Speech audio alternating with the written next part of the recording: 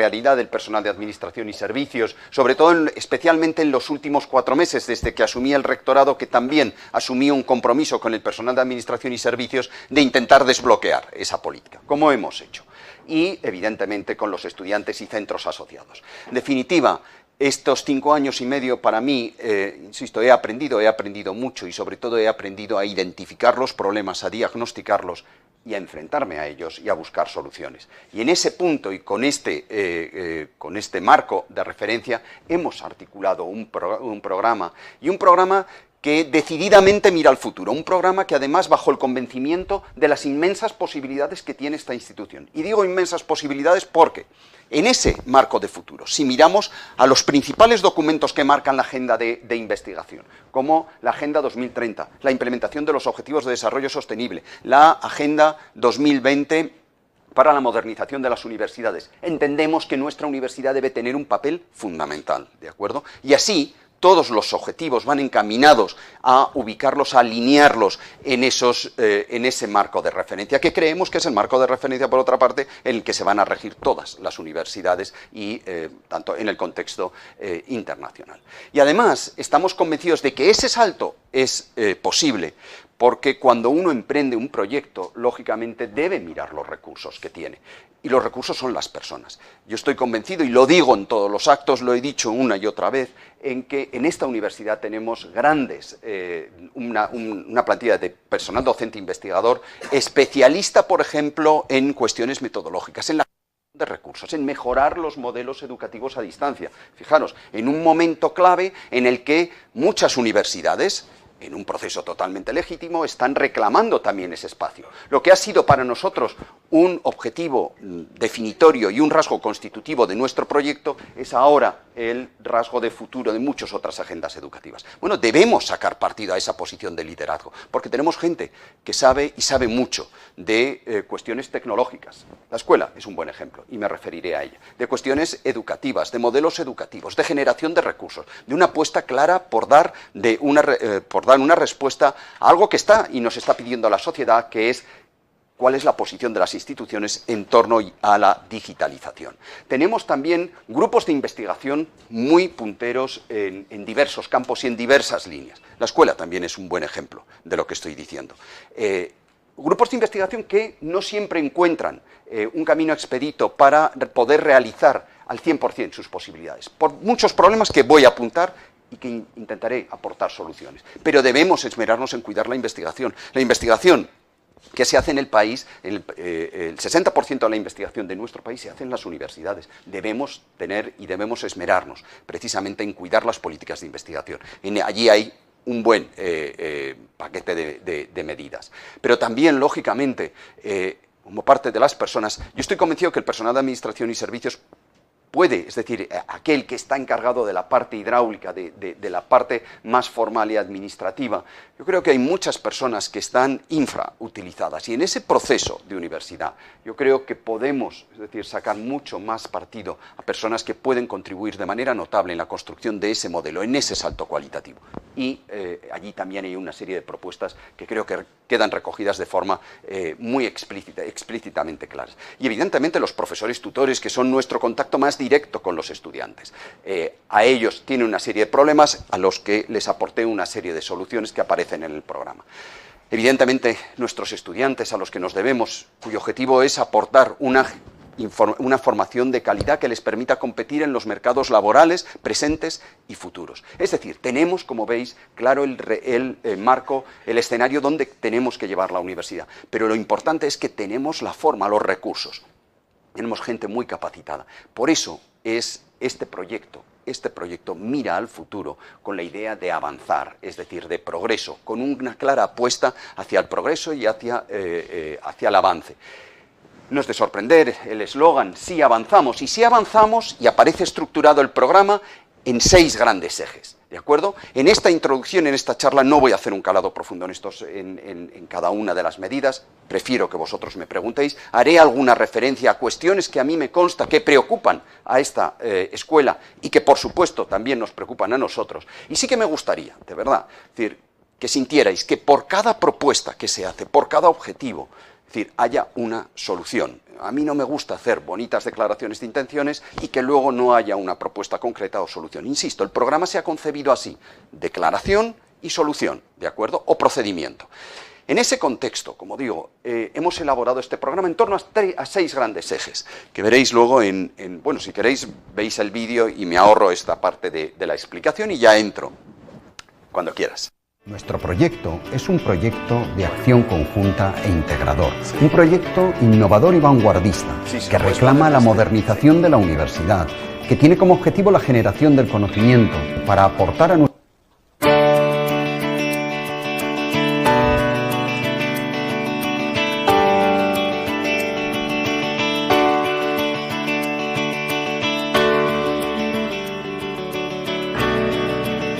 Vivimos un momento apasionante, plagado de desafíos que nos demandan iniciativa y esfuerzo, pero que nos dibujan un futuro muy prometedor. En este contexto es un auténtico privilegio estar al frente de una candidatura universitaria y plural que engloba diferentes sensibilidades, que incluye a compañeras y compañeros de diferentes generaciones, a los que nos une nuestro convencimiento entusiasta en las diferentes posibilidades que ofrece nuestra universidad. Nuestro proyecto es un proyecto de acción conjunta e integrador, un proyecto innovador y vanguardista, que reclama la modernización de la universidad, que tiene como objetivo la generación del conocimiento para aportar a nuestros estudiantes, a quienes nos debemos, un saber depurado, una formación innovadora y de calidad. Además, nuestro proyecto es grande porque demanda la colaboración y la participación de toda la comunidad universitaria. Sé que con el esfuerzo y el compromiso de toda la comunidad universitaria sí avanzamos hacia la modernización, la digitalización y la innovación. Sí avanzamos en investigación, en transferencia del conocimiento y en divulgación científica. Sí avanzamos por la calidad, sí avanzamos con la sociedad y sí avanzamos hacia el mundo. Sí avanzamos para hacer de la UNED vuestra nueva universidad, que desarrollaremos conjuntamente con vuestro talento y con vuestras capacidades, aprovechando los cambios y las oportunidades de la revolución digital y de la innovación, preparándonos para los profundos cambios que experimentará la educación a corto y medio plazo. Sí avanzamos con ilusión, con confianza, con visión de futuro. Sí avanzamos con prestigio y con solidez. Sí avanzamos con ética, con cercanía. Pero sobre todo y por encima de todo, sí avanzamos contigo. Bien. Esta es un poco, es decir, es el marco donde se ubica el proyecto, pero tenemos determinado cuál es el escenario y recordar que lo que nos va a regular son los grandes documentos, la Agenda 2030, los Objetivos de Desarrollo Sostenible, como he dicho. Tenemos los recursos, puesto que tenemos la gente, tenemos los profesores, tenemos el personal de administración y servicios, profesores, tutores. Yo creo que son gente muy capacitada para poder dar ese salto cualitativo. Y evidentemente, antes de empezar un proyecto, para no sonar ilusionista, es decir, debe ser serio en el diagnóstico de los problemas, puesto que los problemas se deben convertir en objetivos que marquen esa agenda del nuevo proyecto.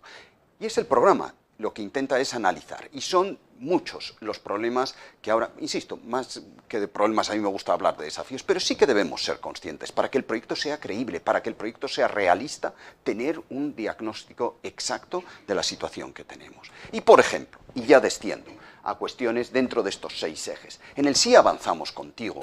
Bueno, a mí lo que me preocupa dentro de las políticas de profesorado, yo creo que hemos logrado mucho en este tiempo. Se ha logrado revertir el número de plazas, es decir, hemos logrado revertir determinadas situaciones que estaban, bueno, pues difíciles debido a que hubo un Real Decreto que prácticamente estranguló la universidad en términos de contratación, como todos sabemos. Se han logrado revertir determinadas, todo ese sistema. Se ha logrado sobre todo ubicar la política de profesorado en una senda de negociación con el Ministerio que ha revertido, yo creo que en un buen número notable de plazas, que nos ha permitido descongestionar las bolsas de acreditados, promocionar a los ayudantes doctores, es decir, que no tengan que estar tanto tiempo en sus contratos, y luego sobre todo algo que me parece fundamental y que debe ser uno de los objetivos: rejuvenecer nuestra plantilla.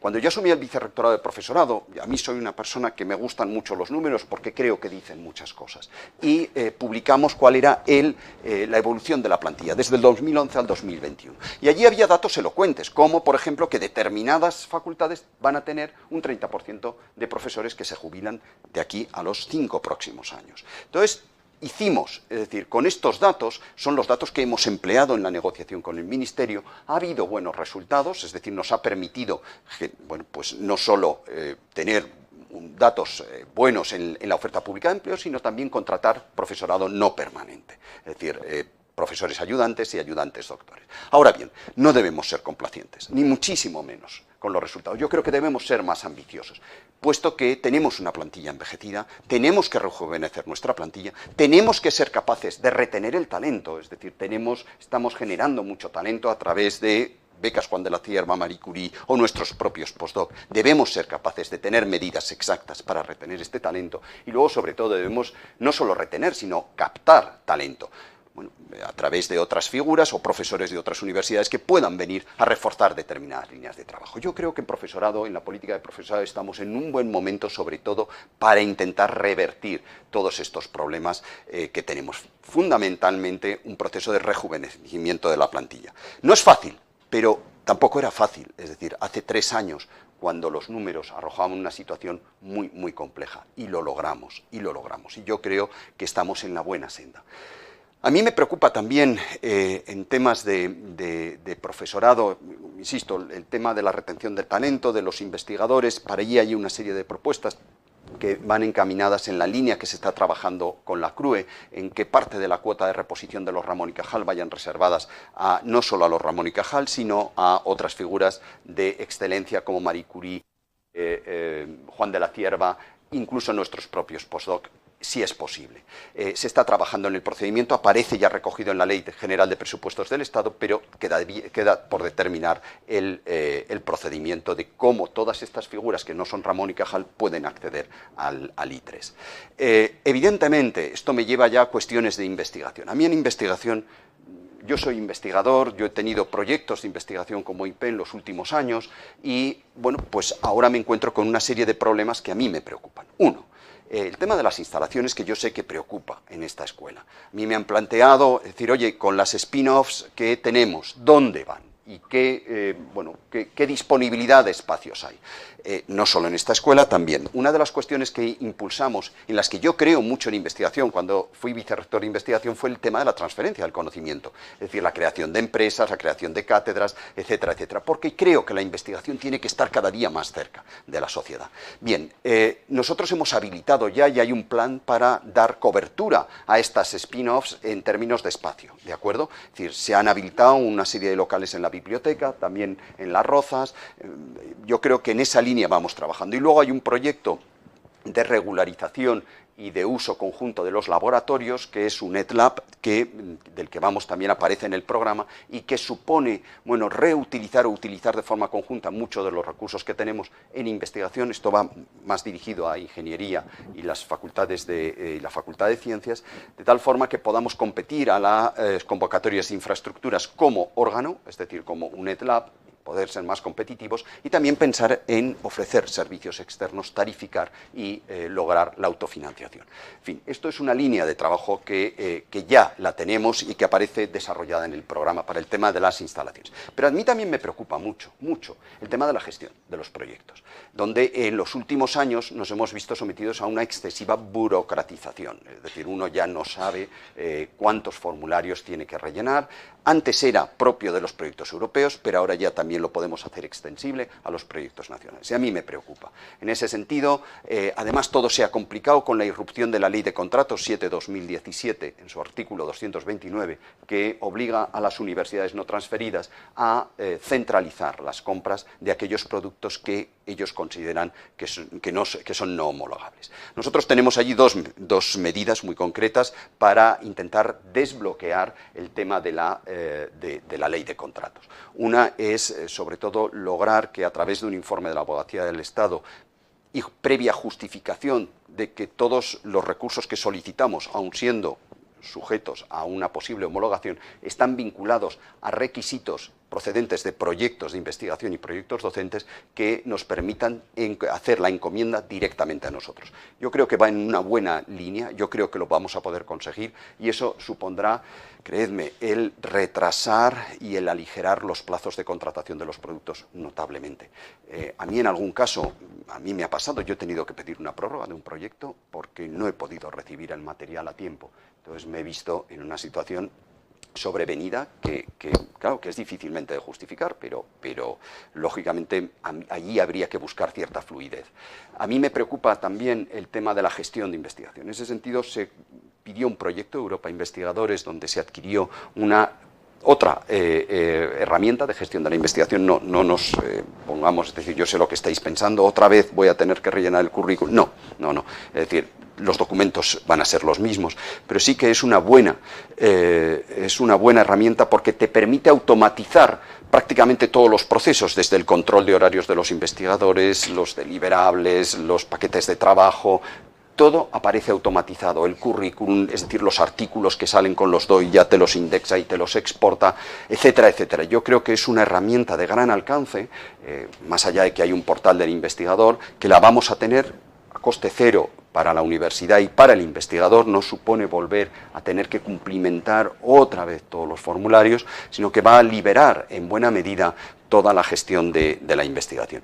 Y a mí ese es un tema que también me preocupa. Yo creo que perdemos excesivo tiempo en la administración y en la burocratización de determinados procesos y tiempo que no dedicamos a las labores de investigación. En investigación, lógicamente, ya no, en fin, simplemente apuntar que seguiremos insistiendo en la misma política de estimular la solicitud de proyectos. Se crearon varias oficinas de ayuda, tanto en el contexto nacional como en el contexto internacional. Ha habido buenos resultados y creemos que debemos seguir en esa línea. La universidad debe mejorar, hemos mejorado en los últimos años, pero insisto, yo no soy complaciente con los resultados, hay que ser mucho más ambiciosos y debemos lograr que nuestra universidad obtenga más proyectos, puesto que al obtener más proyectos serán mayores los ingresos, los costes indirectos que podremos utilizar para financiar otras acciones. En investigación, como digo, es una de las líneas prioritarias. La investigación sin una política de internacionalización carecería de sentido, y en ese sentido en este punto en el programa hay varias líneas, desde una propuesta, yo creo que muy razonada y coherente sobre la creación de centros en el extranjero.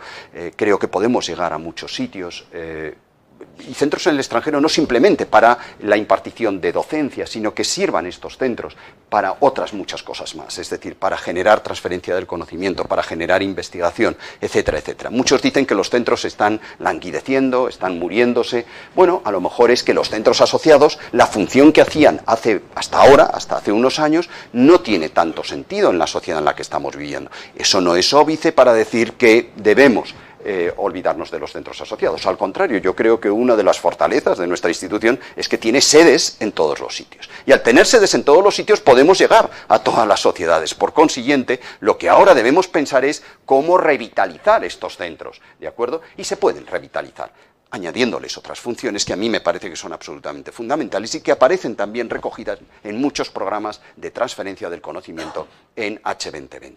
RIS3, etcétera, etcétera. En esa misma línea vamos y creemos que los centros pueden dar ese salto cualitativo.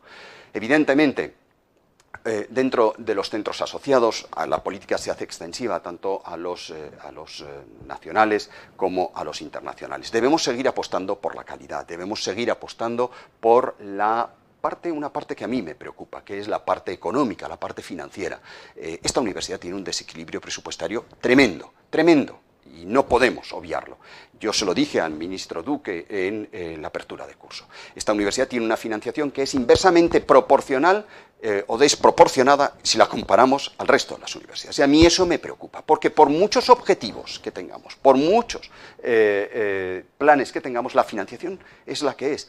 Y tal como la tenemos, debemos ser capaces de revertirla. Se han hecho cosas. Este año se ha aumentado en 2 millones la nominativa en infraestructuras. Se han logrado certificar más la discapacidad. De acuerdo. pero yo creo que debemos ser más ambiciosos. Si queremos dar ese salto cualitativo, la financiación tiene que ser otra.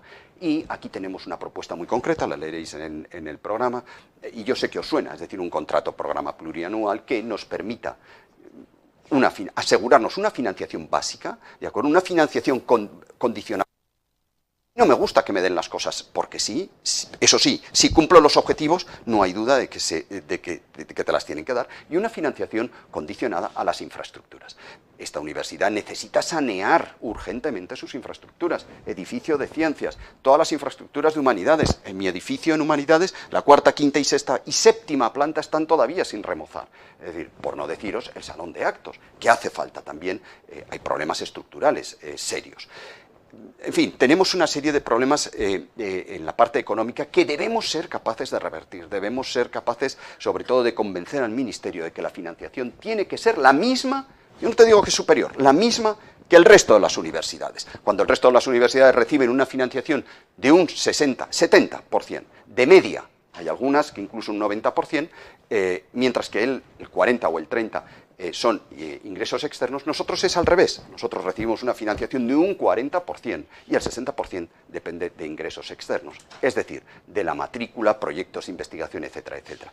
Yo siempre digo que a mí me gusta mucho la competencia, de verdad, no me asusta. Yo creo que nos debemos crecer ante las adversidades y yo lo hago, pero eso sí, jugando todos con las mismas cartas, porque claro, lo que no vale es que el vecino tenga más financiación que nosotros, y yo creo que eso es algo que debemos reclamar, me parece importante.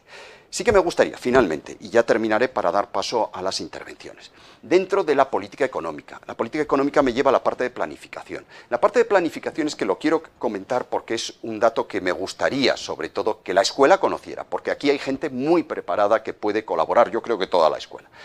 Una de las cuestiones que pusimos en marcha fue cuando yo era responsable de planificación. La planificación ahora se tiene en cuenta y se concibe en las empresas dentro de un marco de la gestión de datos, dentro de un marco de toma de decisiones basadas en los datos. Nosotros pusimos en marcha un proyecto de inteligencia institucional, el Business Intelligence, que nos está diciendo, yo siempre digo que esta universidad es la institución que más datos genera. Ahora, la pregunta es, ¿hacemos uso de esos datos para tomar decisiones? La respuesta es no.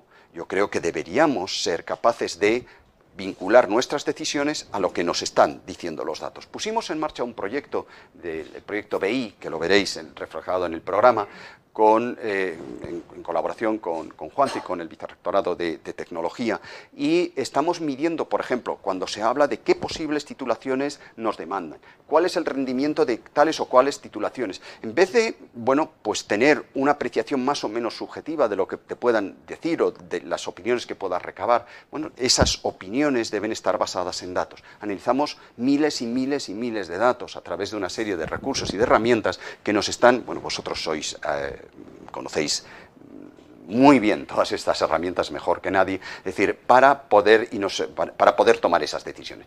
Yo este proyecto sí que me gustaría, lo hablé con el director en su tiempo, sí que me gustaría hacerlo extensivo, pues evidentemente que la Escuela de Informática tuviera un papel fundamental. La Escuela de Informática, yo creo que cuando yo hablaba de que hay mucha gente capacitada, en buena parte también me estoy refiriendo a la Escuela de Informática, mucha gente capacitada no solo en la gestión de datos, no solo en el desarrollo de aplicaciones educativas, sino que creo que tiene mucho, mucho, mucho que decir en lo que pueda ser ese plan que aparece en el programa, un plan gradual de digitalización. Yo de verdad me gustaría vosotros. Allí hay una línea de trabajo como la creación de centros de investigación, de cátedras, que entre todos podamos articular un plan de digitalización realista, un plan que sea acorde a las necesidades de cada una de las titulaciones, de cada uno de los grados, de cada uno de los másteres, de tal forma que el resultado final sea un producto de calidad, un producto del que nos podamos decir que nuestros estudiantes adquieren la mejor formación. Insisto, hay mucho talento, mucho talento. Tenemos el diagnóstico hecho de todos los problemas. Simplemente he hecho una visión muy, muy rápida sin entrar prácticamente en detallar algunos de ellos. Quiero que ahora, en el turno de intervenciones, quizá pueda dar explicaciones más precisas. Insisto, la idea es, yo creo mucho en este modelo, yo creo mucho en la UNED, en las inmensas posibilidades que tiene la UNED, en la vocación social con la que nace. en los estatutos fundacionales esta vocación social que ahora es uno de los signos constitutivos de todas las agendas, tanto educativas como de investigación. ¿Cuáles? Agenda 2030, los ODS, la implementación de los Objetivos de Desarrollo Sostenible, la Agenda 2020 para la modernización de las universidades. Tenemos que estar allí. Para estar allí necesitamos gente, la tenemos. Eso sí, necesitamos hacer un diagnóstico serio, riguroso y exacto de los problemas. Es el que yo os ofrezco en este programa. Un análisis serio y riguroso, pero acompañado de medidas que den soluciones a esos objetivos. Solo así podremos dar ese salto cualitativo. Yo, de verdad, para mí es un honor el encabezar esta candidatura, porque estoy muy entusiasmado, muy convencido de que es posible, de que esta universidad tiene un papel estelar en el próximo horizonte de la educación y de la investigación. Y por eso sí avanzamos, y sí avanzamos con la convicción de que podemos lograrlo. Eso sí, sería imposible, y este proyecto es tan grande porque yo, de verdad, os necesito a todos en cada una de vuestras funciones para lograr eso. Sí avanzamos contigo. Nada más, muchas gracias.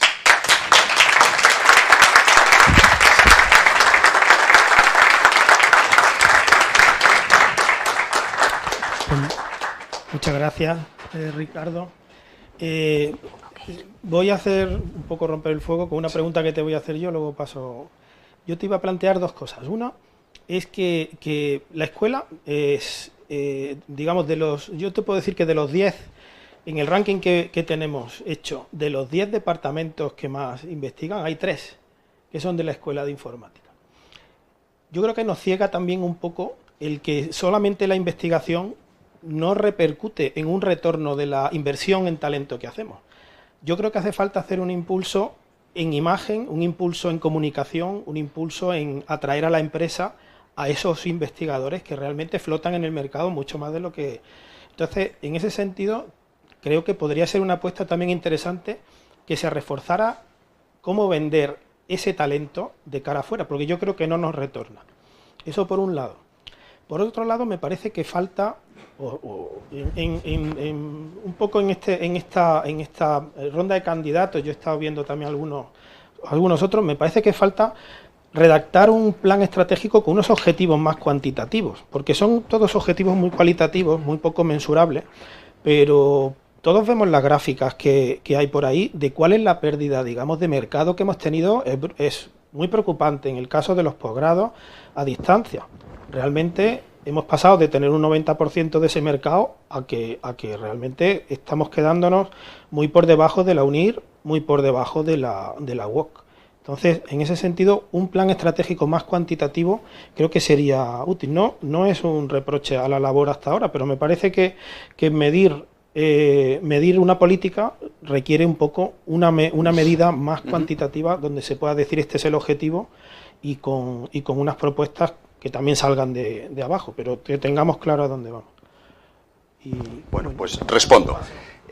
Sí, en primer lugar, el tema de la comunicación de lo que hacemos, es decir, allí tenemos una propuesta muy clara que es potenciar el tema de la marca UNED. Yo creo que es absolutamente fundamental. Yo cuando estuve en el vicerrectorado de investigación, una de las cosas que me di cuenta es que no solo la sociedad desconocía lo que hacemos en la UNED, es que yo también desconocía lo que hacían otros compañeros. Y a mí eso me preocupaba, porque cuando eso sucede es que no hay una política clara de divulgación científica. Y el tema de la divulgación científica es absolutamente fundamental. Se creó a continuación una unidad de cultura científica que denominamos, con hay dos canales de comunicación que nos daba difusión. También hablamos con el Departamento de Comunicación para ir, sobre todo, lanzando todos los hitos que nuestros investigadores iban logrando. Aún así todo, yo creo que debemos ser más ambiciosos porque no todo está llegando. Se está trabajando y desde luego en el programa tienes la creación de una unidad de cultura científica, pero aún más. Es decir, no solo creo que es importante, sino que además lo que tienes en el programa es una política muy bien articulada de transferencia del conocimiento. Es decir, manejar, cómo podemos articular a través de los artículos 83, eso es algo archirrequete conocido, no hay ninguna novedad, pero poner en marcha sobre todo el tema de las cátedras, que ya también, es decir, nosotros lo pusimos en marcha, pero otras fórmulas de colaboración con la empresa, aulas, etcétera, etcétera. A mí me preocupa también que seamos capaces de generar más spin-offs que tenemos, se han generado, y en esta escuela en particular, es decir, yo creo que en esa línea tenemos que ir. Eso, punto número 1. Es decir, todo el tema de la transferencia y la divulgación lo tienes plenamente desarrollado. 2. Haces una reflexión que me parece importante. Dices, claro, todos estos programas adolecen de métricas cuantitativas, ¿de acuerdo? Cuidado, allí está el proyecto BI. La misma reflexión hacía yo hace unos años. Cuando digo, bueno, cuando me dicen, no, es que ahora hay que lanzar tal o cual titulación. O estamos perdiendo estudiantes en tal o cual línea. Por ejemplo, yo quiero saber por qué y cuál ha sido el rendimiento. Para eso, y además hacerlo de forma cuantitativa, ¿de acuerdo? Entonces, para eso pusimos en marcha este proyecto BI de inteligencia institucional. Este proyecto BI, con tenemos definidos unos KPIs, uno de los KPIs es precisamente el rendimiento docente, otro es la investigación, otro es el rendimiento de la calidad, etcétera, etcétera. Solo hemos trabajado uno, porque es un proyecto muy incipiente. Y en la línea que tú apuntas, oiga, todas las políticas y decisiones tienen que estar basadas no en criterios cualitativos única y exclusivamente, sino tienen que ser mensurables, tenemos que ser capaces de medir el impacto cuantitativo. Y en esa línea va ese proyecto. Mencionas otra cosa que no he nombrado, perdonar, es que, claro, ha sido una presentación muy breve, pero también es otro problema que no esquivamos, que tenéis soluciones. Miguel dice, claro, cuidado, tenemos que ser conscientes que hemos perdido alumnado. Sí, lo hemos perdido, evidentemente. No solo nosotros, ha sido generalizado y obedece, os invito a que miréis el informe de la Fundación CID, ¿de acuerdo? Si queréis os lo puedo pasar. En ese informe habla de una caída generalizada de todas las universidades en grados y en posgrados. En posgrados menos, pero en grados sobre todo se da la caída. Además es generalizado. Nosotros también. Pero claro, el problema es que a nosotros nos hace mucho daño porque dependemos en buena medida de la matrícula. Entonces, claro, el impacto no es el mismo. Y a mí me preocupa eso, ¿de acuerdo? En posgrados no, en posgrados nosotros estamos por encima. Y también otra universidad. Entonces, bueno, deberíamos pensar, es decir, cuál es la política. Obedece en buena parte el descenso es al segmento poblacional, ¿de acuerdo? Donde hay una pérdida de población en el segmento de los 18 a los 21 22 años. Entonces, bueno, ha sido más acusado en otras universidades, pero a nosotros también nos llegará. Nos ha llegado ya en los grados. Pero antes de que nos llegue, insisto, debemos poner soluciones a algo que está sucediendo, que es el abandono.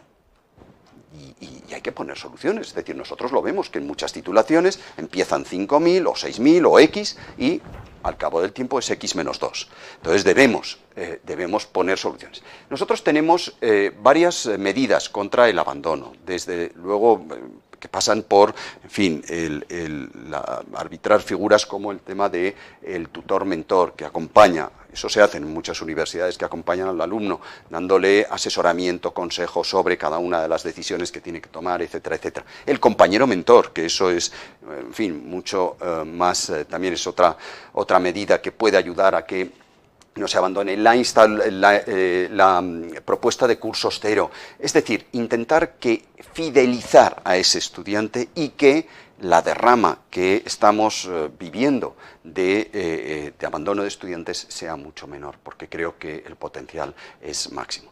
Espero haberte contestado, si no, de verdad. Es decir, lo que es importante es que toda esa parte de cuantificación que tú ves que no está, está. ¿De acuerdo? Porque yo también creo, si no, las medidas cualitativas, insisto, se quedan en una bonita declaración. Es decir, tenemos que medirlas cuál es el impacto y en base al impacto que tenga cuantitativo, tomar las medidas. Allí en esa línea va el proyecto BI, en el que yo particularmente tengo especial ilusión porque creo que las decisiones se tienen que tomar tomando en cuenta criterios cualitativos y cuantitativos. Y aquí la escuela creo que tiene mucho que decir porque sois vosotros los expertos.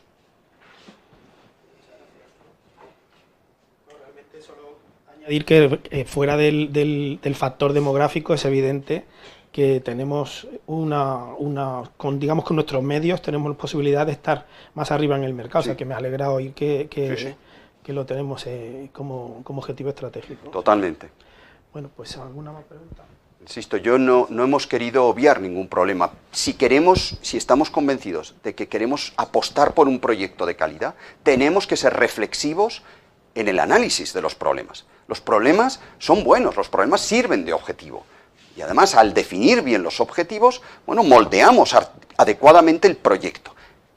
Y digo adecuadamente y de forma realista. Porque yo muchas veces, en fin, oye, ¿y esto por qué? No, pues mira, por esto. Esto obedece, a mí me gusta, yo soy muy cartesiano en el razonamiento, a mí me gusta sobre todo el que se me fundamente las decisiones y que obedezcan, pues eso, a datos que te aportan.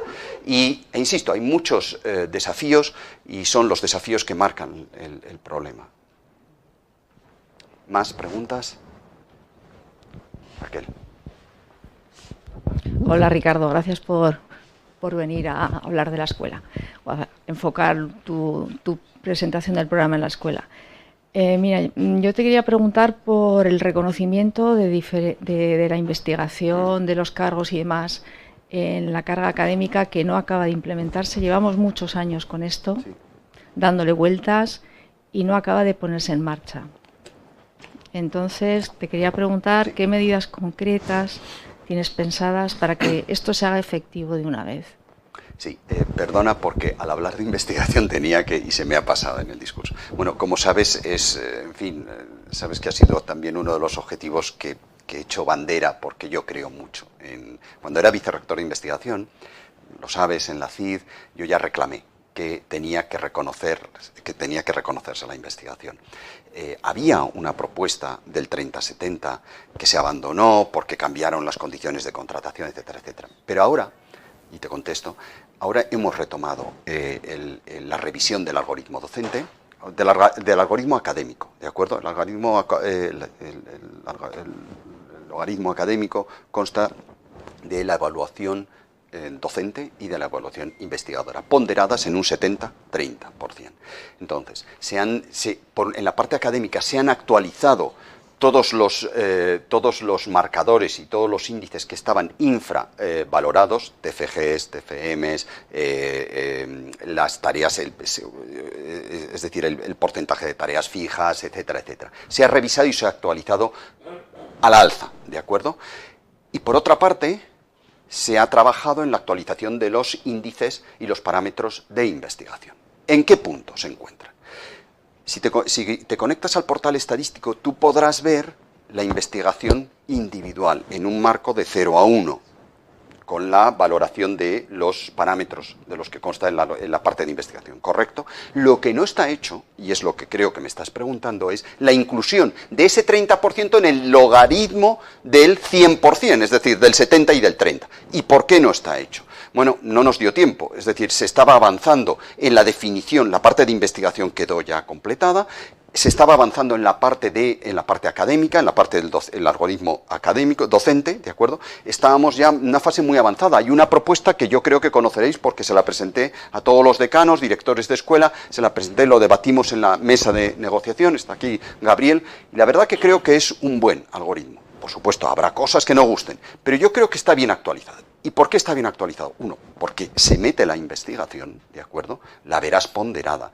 Y dos, porque la métrica que se ha utilizado simula muy bien lo que dice el Real Decreto, lo de los 32 créditos, y si tienes una carga alta de investigación, dependiendo del cuerpo que ocupes, tienes una reducción. Me explico, ¿no? Pues eso se toma en cuenta. Sinceramente, creo que es una buena propuesta. Aparece en el programa, ¿de acuerdo? Aparece en el programa y, bueno, no la hemos incluido, es decir, no está vigente porque nos ha faltado 2 meses de tiempo. No, claro, nadie esperaba que hubiera elecciones ahora, claro. Entonces, pero que sepas que la llevamos, la última mesa de negociación creo que fue en mayo o junio y yo lo presenté a los decanos a finales de mayo. Pero totalmente, la vas a ver porque tu reivindicación, créeme, es la mía también. ¿De acuerdo?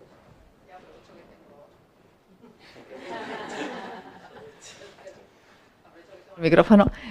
Otra cuestión, en nuestra docencia, ¿no? La docencia de las ingenierías, quizás también en parte de ciencias, los proyectos fin de grado, los trabajos fin de máster tienen un peso que normalmente, o sea, es una generalización, pero vamos, que yo creo que en general es una carga mucho más alta que la que tienen los proyectos fin de grado, los trabajos fin de máster en otras facultades.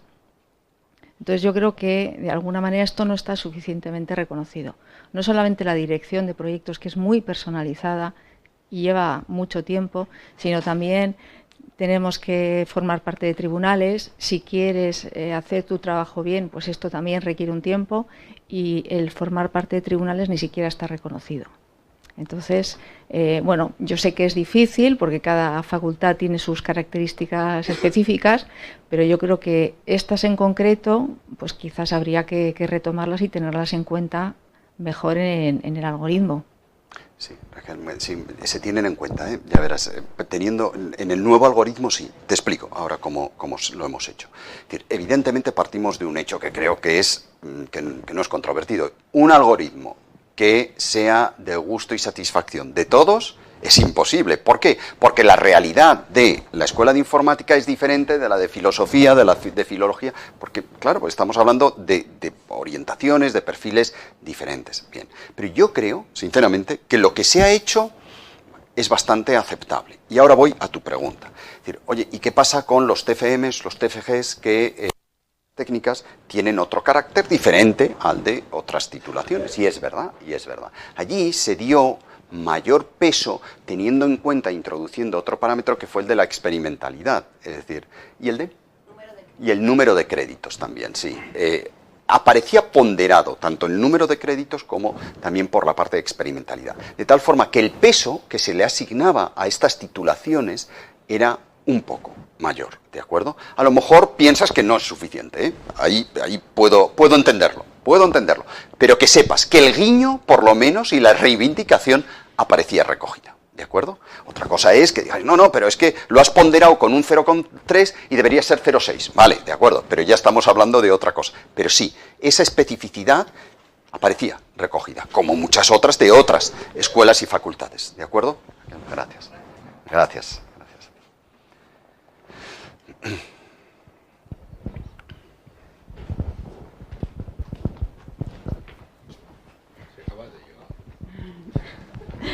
Hola Ricardo, muchas gracias por venir a contarnos tus propuestas y demás. Y solamente era al hilo de lo que le contestabas a Raquel, yo quería pediros que se aplique ya lo de la investigación, independientemente, incluso con el polinomio antiguo de docencia. Ya cuando se pase al nuevo se mezclarán las dos cosas, pero puesto que se ha aprobado una proporción, eso se puede aplicar ya y está aprobado además.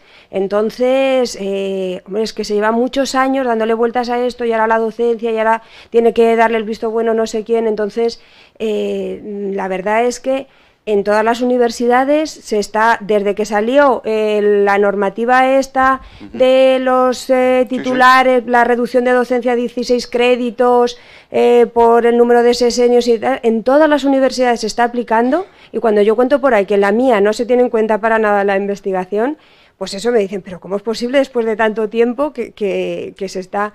Entonces, por favor, que lo apliquéis ya, con lo que hay, que luego se sigue trabajando el de docencia, que lo necesita y mucho, vale, pero que la investigación se incorpore. O sea, realmente es que no veo la justificación para no estarlo aplicando ya. No, sí, es decir, si tú quieres tener el peso de todo el polinomio, lógicamente tienes que definir, lo que no puedes es volcar el 30% sin definir el 70%, ¿de acuerdo? Pero eso se va a hacer ya. Eso se va a hacer ya porque está muy avanzado la parte de definición de la parte docente. Muy avanzado, Lourdes. Pero cuidado, dices, oye, es que no se toma en cuenta la investigación. Sí que se ha tomado en cuenta en el reparto de plazas, yo lo tuve en cuenta. Es decir, como se puede ver el 30% de investigación, yo lo he dicho, es decir, se ha tomado en determinadas concesiones en la asignación de plazas, se tomó en cuenta, porque creo que es de justicia. Es decir, además, yo es que siempre he creído mucho en la puesta en marcha de esta parte del 30%. Fíjate, cuando yo asumí el vicerrectorado de investigación, hice un plan de trabajo, ¿de acuerdo? Y una de las cuestiones que yo planteaba está publicado, está precisamente la regularización de nuestra carga docente, de nuestra carga académica, ¿de acuerdo? Docencia e investigación, en relación con lo que dice y exige el Real Decreto, ¿de acuerdo? No es fácil, porque no es fácil. Aquí la unidad que tomamos no es mensurable al número de horas. Este es un viejo debate que estoy seguro que en alguna otra ocasión puede salir, pero ahora lo hemos logrado y creo que ha sido aceptado por al menos una parte de la parte social. O ha sido presentado, no lo sé si aceptado. Pero luego lo que no podemos obviar, Lourdes, es que, claro, esta universidad tiene una serie de procedimientos que son los que son y que debemos, cualquier propuesta, someterla a los órganos de representación que nos demanda la ley. Pero, volviendo a lo que te digo, sí que se está tomando en cuenta lo que hay. Y espero, yo desde luego, si logro la confianza, si logro vuestra confianza, una de las cosas en las que me voy a empeñar es en impulsarlo de la forma más rápida y expedita posible. Porque es algo en lo que creo muchísimo. Y he dado muestras de ello.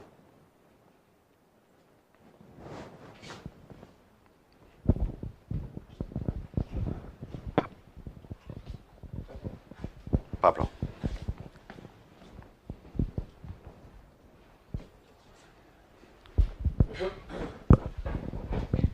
Buenos días, muchas gracias, Ricardo, por venir. Yo te quería plantear un par de cosas. Estáis hablando del famoso polinomio de carga, sí, carga de trabajo, y el problema que yo veo es las consecuencias que tienen de esos números que salen del polinomio. Te voy a contar un caso concreto. En mi departamento, la escuela nos asignó hace unos meses un ayudante doctor, la posibilidad de contratar un ayudante doctor, y hablando en consejo de departamento se llegó a la posibilidad de no aceptar esa plaza. Porque la gente no decía, bueno, ¿qué pasa con nuestra carga docente? Entonces, ¿va a disminuir mi carga docente? Sí, se llegó a hablar. Y afortunadamente, pues 2 profesores de departamentos teníamos, yo creo, que las ideas más claras, y dijimos, no hay ningún problema.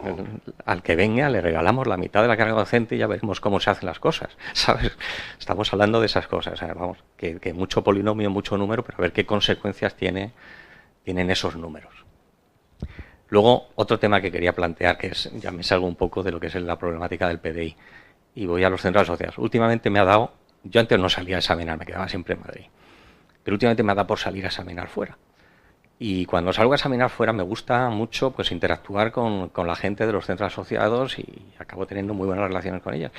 Y al final tengo la sensación de que no se sienten parte de la UNED, que se sienten muy alejados, que el único contacto que tienen con la UNED es con la vicesecretaria general de pruebas presenciales, que en este caso Rocío, que les atiende de maravilla, pero que no se sienten parte de la UNED. He estado examinando en Londres, en Lima, en Nueva York no existe nada, en Malabo, y nos ven muy lejos. El caso de Madrid yo creo que es distinto, está aquí la directora. Pero me da la sensación de que por ahí los centros no se sienten integrados, y yo creo que es nuestro gran valor añadido con respecto a las universidades de nuestra competencia, toda esa red de centros. Antes has hablado de potenciarla y de abrir más centros y tal, pero a ver qué está pasando, que se sienten tan ajenos a nosotros. Totalmente de acuerdo. Yo he hecho referencia. Cuando en ese avanzamos con la sociedad me refería al papel de los centros, y he dicho, hay muchas personas que creen que los centros están languideciendo, que tienen un papel menor. Y sí, puede ser, de hecho. Y si no lo es, hay que asumirlo como tal. Con que haya solo un caso, hay que asumirlo, ¿de acuerdo? Y hay que dar soluciones. Entonces, quizá sea que la función el grueso de la función que desempeñaban los centros hasta ahora, bueno, no es que haya perdido valor, no, simplemente que no nos lo está exigiendo la sociedad. Y ante eso, un proyecto ágil y un proyecto moderno debe reaccionar, ¿de acuerdo? ¿Cómo? Bueno, intentando, vamos a ver, es decir, asumiendo algo que tú has dicho y que yo también he dicho. El valor diferencial de la UNED con respecto a otras universidades es la red de centros que tiene. Y no la podemos desdeñar. Sería un gravísimo error, ¿de acuerdo? Bueno, ¿qué podemos hacer? Vamos a intentar revitalizarla. ¿Con qué ideas? Es que las hay. A lo mejor los centros no son solo lugar de exámenes. A lo mejor los centros no son solo lugar de tutorías. A lo mejor debemos prestar que los centros en órganos, fíjate, en ciudades pequeñas, se conviertan en centros de referencia de la vida cultural, social e intelectual, que no es poco, ¿de acuerdo? Pero aún más te añado, y lo veréis propuestas en el programa, yo creo que los centros, es decir, si estamos hablando de que la investigación debe llegar a la sociedad, de que la investigación debe contribuir la universidad al desarrollo y al fomento de las sociedades, eso es una declaración que todo el mundo hace. Yo la pregunta es decir, oiga, ¿y me puede dar algún ejemplo? Bueno, nosotros lo hacemos. Es decir, si nosotros tenemos los centros asociados, que llegamos a todas las sociedades, desde las más recónditas hasta las más centrales, como el centro de Madrid y de Barcelona. Bueno, ¿cómo es posible que no tengamos una participación para la transferencia de conocimiento, en políticas de transferencia del conocimiento, en políticas de investigación? Pregunto, ¿cómo es posible? Es decir, que la UNED, a la sazón, el centro asociado de la UNED en esa localidad, no tenga una parte activa, teniendo en cuenta además, Pablo, que los consorcios están formados, la mayoría, excepciones, generalizando un poco, por las diputaciones, por los ayuntamientos, por los gobiernos, que son los que están canalizando gran parte de toda esa política de investigación. Y aún más, y para que veáis que es que a mí me gusta ser muy concreto, es decir, y todas esas políticas de investigación, hay programas en Europa. Mira, ahora se está hablando, se habló ya desde el 2015. Ya sabéis que me gusta el tema de la investigación en Europa, es un tema que, en fin, que siempre... se puso en marcha un programa, el RIS3, que son todo el desarrollo de especialización inteligente de las regiones, Y cada región desarrolló un plan inteligente. Es decir, la pregunta que yo le hago era, oiga, dígame cuál va a ser el crecimiento inteligente de su región de aquí al 2020. ¿En qué áreas? Porque evidentemente todos no somos buenos en todos. Y uno tiene que asumir sus debilidades y sus fortalezas. Eso sí, en lo que sea bueno voy a apostar, ¿de acuerdo? Y lo que sean mis debilidades intentaré que se conviertan en fortalezas. Entonces, cada región desarrolló un plan, un RIS, que se llamaba, ¿de acuerdo? Un RIS 3. Entonces, donde, oiga, mire, pues yo seré muy bueno, creo que tengo gran potencial en turismo, yo en energías eólicas, el otro en... Entonces se iba aportando dinero. Bien, ese plan que se hace, además con un procedimiento que a mí me pareció ejemplar, donde se pone, fíjate, lo que denominan el descubrimiento emprendedor, se denomina en la terminología, donde ponen a todos los actores importantes, universidades, empresas, instituciones, gobierno, y entre todos diseñan esa agenda de trabajo. Vale, mi pregunta es, ¿por qué no podemos estar allí? Nosotros somos universidad, tenemos en algunos sitios, no somos una universidad menor. En algunos sitios, incluso somos una universidad con mayor número de alumnos que la propia universidad. Me estoy explicando. Bueno, ¿por qué no podemos, como profesores, ya no te digo participar en estos programas, pero al menos poner en valor lo que es la transferencia del conocimiento? Fíjate, Pablo, bajo esta visión, el centro asociado se convierte en una figura absolutamente trascendental, donde gana el centro asociado, pero donde ganamos nosotros. Insisto, son medidas concretas, son ideas que nosotros tenemos muy claras, yo tengo muy claras de cómo hacerlo. Y, sin duda, si salgo reelegido, ese salto cualitativo no se va a quedar en una declaración de intenciones, será una realidad. ¿Te contesta? Sí.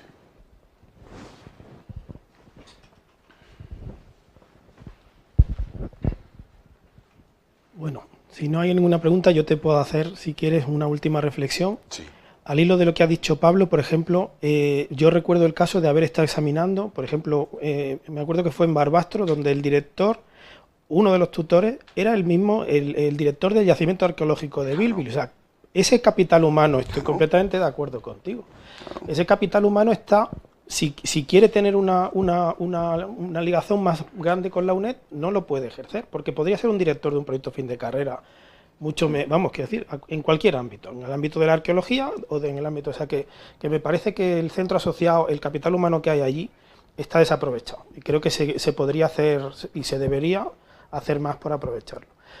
Otra reflexión es sobre la internacionalización, que también la has comentado.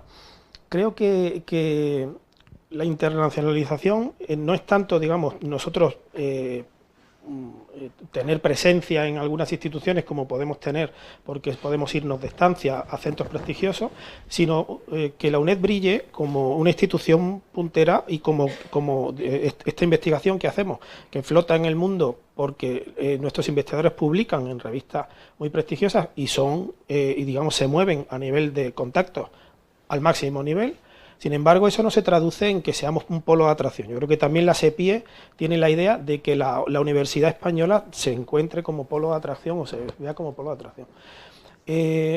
Yo te puedo contar el caso de, por ejemplo, haber ido de estancia a sitios y luego es complicado o muy farragoso el establecer, por ejemplo, convenios de movilidad, convenios, o sea, lo que es luego hacer el contacto institucional entre centros donde uno va a hacer una investigación y luego quieres mantener alguna ligación, es complicado. Entonces, sí que te planteará que la visión estratégica de la internacionalización quizá está difusa para el profesor que quiere o que ve un poco cómo está la situación fuera y quiere atraer contactos y quiere atraer ligazones de la universidad hacia nosotros, que yo creo que nos proporciona visibilidad y nos proporciona al ámbito de la SEPIE uno de sus proyectos estratégicos, que es que brille la Universidad Española y se reconozca como un polo y que atraigamos el alumnado de doctorado o de... No, entonces...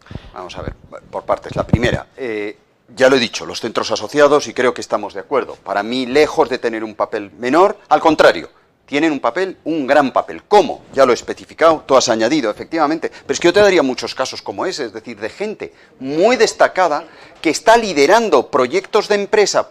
Pues, por ejemplo, oye, que pasa hay un problema en una región, es que se ha contaminado tal... Bueno, pero ¿por qué no puede participar, es decir, investigadores de la UNED? Es decir, ¿por qué la transferencia del conocimiento que se puede hacer es enorme? Ninguna universidad, ninguna, tiene 61 centros y otros 11 fuera. Ninguna. Entonces, claro, debemos sacar máximo partido con ideas. Y las ideas yo creo que todos las compartimos, están claras, las tenéis en el programa. Además, ideas simples. Fijaros, yo al principio he dicho, queremos situar este proyecto en el marco de las agendas europeas, de las agendas internacionales. Y veréis que todas las propuestas van en esa línea, con nombres y apellidos de cada uno de los programas, porque creo que es el futuro. Es decir, si queremos ser y dar ese salto, debemos estar en el terreno adecuado, que es ese, precisamente. Bien, eso con respecto a los centros. Política de internacionalización, es cierto, yo no he concretado, pero yo te voy a concretar. Vamos a ver, la política de internacionalización no solo pasa, que por supuesto además sí, no solo pasa por tener una presencia destacada en las asociaciones internacionales de mayor reputación, EAT, ESAD, etcétera, etcétera, que por supuesto allí es donde tenemos crédito y debemos seguir cultivándolo y mejorándolo, ¿de acuerdo? Sino que pasa por cosas que a mí me parecen fundamentales. Una, lógicamente, siguiendo con el argumentario de los centros, tenemos centros en el extranjero, pero ¿qué papel tienen esos centros? ¿Simplemente aulas de exámenes? Yo creo que debemos ser más ambiciosos, sinceramente. Es decir, yo creo que, uno, deberíamos lograr que esos centros tuvieran, fijaros, personalidad jurídica. Al tener personalidad jurídica, podemos permitir que nuestros investigadores cofirmen o coparticipen en proyectos de investigación nacionales del país en cuestión, ¿de acuerdo? Y eso a mí me parece muy importante. Te voy a dar un caso. Hay un gran potencial en América Latina, pero un gran potencial. Además, demandan la colaboración, ¿de acuerdo?, de investigadores. 3, no solo se facilitaría, abriríamos más centros con personalidad jurídica, ¿de acuerdo?, eso es importante, puesto que permitiría a nuestros investigadores participar en proyectos de investigación, sino además, yo creo que estamos en la época de la colaboración. Es decir, hoy los proyectos carecen de sentido si uno los concibe de forma individual. Yo creo que la UNED debe ir en colaboración con otras universidades, una gran alianza de universidades. Yo creo que todo el mundo puede salir ganando. Y en ese sentido sí que se puede pensar ya en el terreno de la docencia en potenciar, no sé si grados, lo que sí que tengo claro es que másteres, por supuesto, porque los másteres que hemos puesto en marcha han sido decisivos y por supuesto programas de doctorado. Y al fomentar programas de doctorado especialmente, y en menor medida másteres, podemos mirar también determinadas cuestiones. En Europa, en programas de Europa, mirar financiación para programas de movilidad, que sabes que existen, pero que tienen que estar respaldados y avalados por una oferta académica y por una relación institucional. De verdad, en el terreno internacional son estas líneas que he esbozado. Hay elementos, hay ideas, hay proyectos, hay que ponerse a hacerlas, porque de nuevo pasamos por ese salto cualitativo que vengo insistiendo, pasa por reforzar esa parte. Yo tengo un carácter muy internacionalista, creedme, y voy a apostar claramente, porque tenemos los medios y tenemos las ideas. ¿Más preguntas? Pues yo simplemente daros las gracias, de verdad, por vuestras contribuciones, por vuestra presencia, por vuestro interés y sobre todo por vuestra atención. Y deciros que, bueno, pues yo estoy muy entusiasmado con dar este paso adelante. Es para mí un honor, os lo digo con total sinceridad, el participar en este proceso electoral, en articular un programa que creo y estoy convencido que es el programa de futuro, y de verdad es un programa en una parte muy declarativa, pero muy procedimental. Así por lo menos he querido recoger en el tono de las intervenciones, que no sintáis que bueno, porque son palabras y palabras. No, las palabras van acompañadas de hechos y de procedimientos. Y, insisto, estoy muy entusiasmado, con una gran ilusión de dar este paso adelante, fundamentalmente por dos cosas. Porque creo en este proyecto, en el gran potencial que tiene este proyecto, fíjate, desde los centros asociados, desde la oferta, desde este proyecto tiene un potencial que no podemos desdeñar en absoluto, ¿de acuerdo? Evidentemente, tiene un gran potencial, y al articular un proyecto de futuro debemos analizar con frialdad y con criterio los problemas, porque eso es lo que nos va a permitir diseñar nuestro modelo. Pero también uno tiene este entusiasmo en dar este salto cualitativo, porque siente que tiene lo mejor de que cualquier proyecto debe reunir, que son las personas. Tenemos una gran plantilla de PDI que sabe mucho de metodología, que sabe de investigación. Tenemos un personal de administración y servicios, tenemos tutores, tenemos, sobre todo, un caudal de estudiantes que cada día nos exigen más, y es bueno que nos exijan, insisto, porque así mejoraremos nuestra oferta y nuestra calidad. Con estas circunstancias entenderéis que tenga este grado de ilusión y de entusiasmo, porque estoy seguro que con todos y entre todos sí avanzamos, sin duda. ¿De acuerdo? Muchas gracias.